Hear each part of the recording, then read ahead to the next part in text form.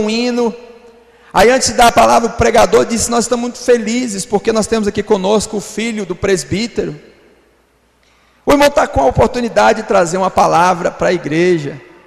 Eu levantei do meu lugar, peguei a Bíblia, cheguei diante daquela mesinha, ajeitei a roupa, peguei o microfoninho, ligado numa caixinha, cromadinho, pequenininho,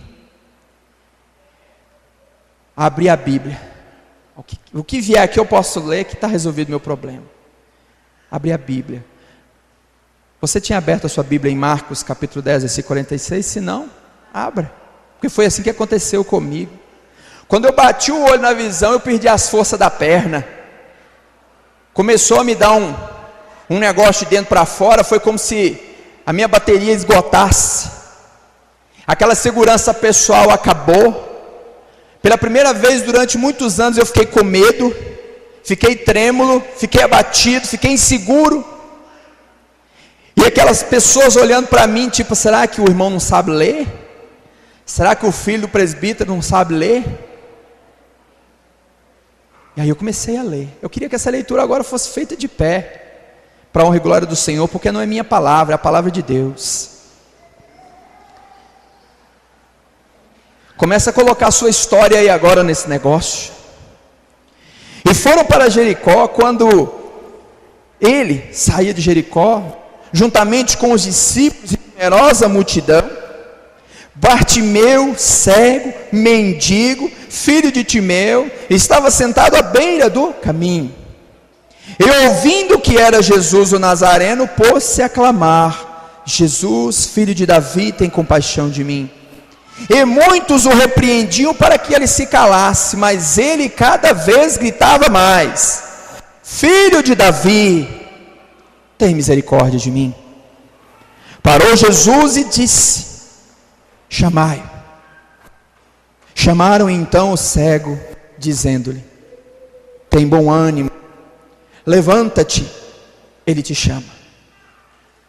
Enquanto eu lia essa mensagem na minha mente, hoje eu posso dizer com toda a certeza do meu coração, o Espírito Santo começou a me fazer compreender o que é ser um homem cego.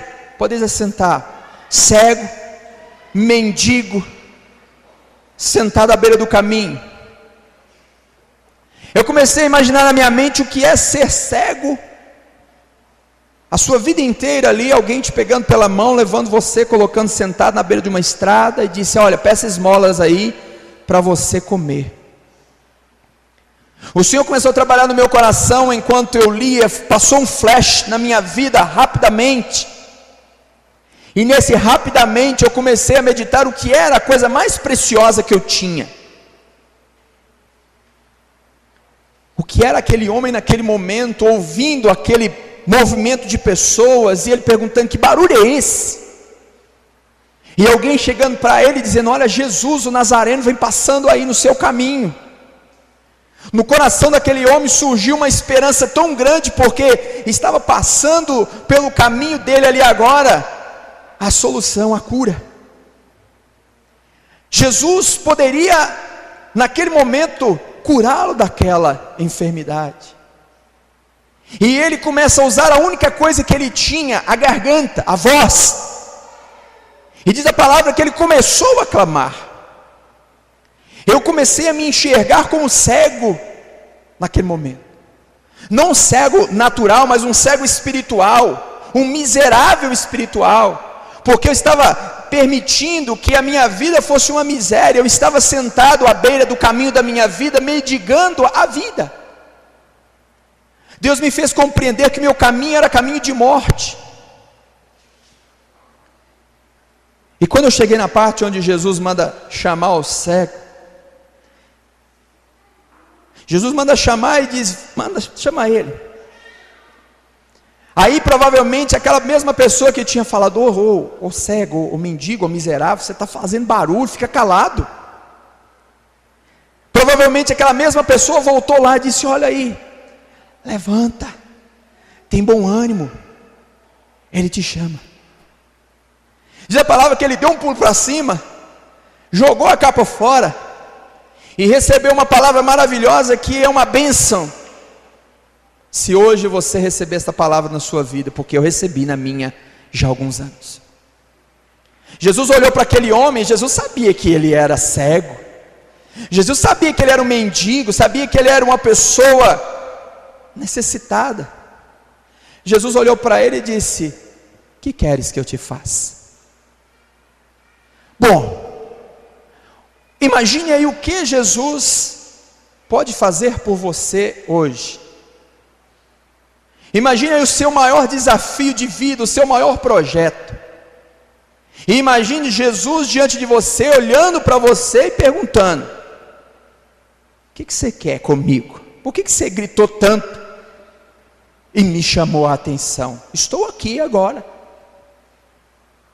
Quando o Espírito Santo colocou no meu coração que eu estava na condição de uma cegueira tão grande, enganado, eu pude entender que a coisa mais preciosa, que era a minha vida, não me pertencia mais. Eu havia entregado a Satanás.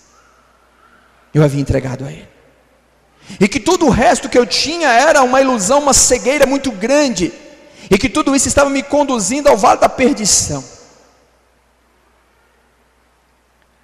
Tinha 46 pessoas naquele salãozinho que eu contei.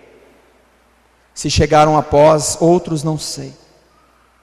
Mas todos estavam paralisados olhando para mim, porque eu fiquei alguns minutos, eu e o Senhor ali, Deus trabalhando na minha vida, e as pessoas olhando, sem entender o que estava acontecendo, até que eu recebi uma palavra de autoridade na minha vida que eu nunca tinha ouvido antes.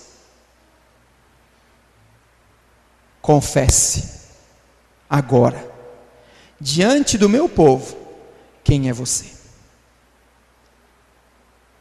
Eu parado naquela mesinha, olhei para o meu pai, olhei para aquele povo, lembrei da visão, e comecei a contar, como eu contei para os irmãos, tudo que havia acontecido até aquele dia. Conforme eu ia falando, era como se eu estivesse contando a história já de uma outra pessoa e não a minha história. Aquela irmã levantou-se e disse: você quer fazer um concerto com o Senhor agora? Eu falei: eu quero. Tira os sapatos. Eu tirei.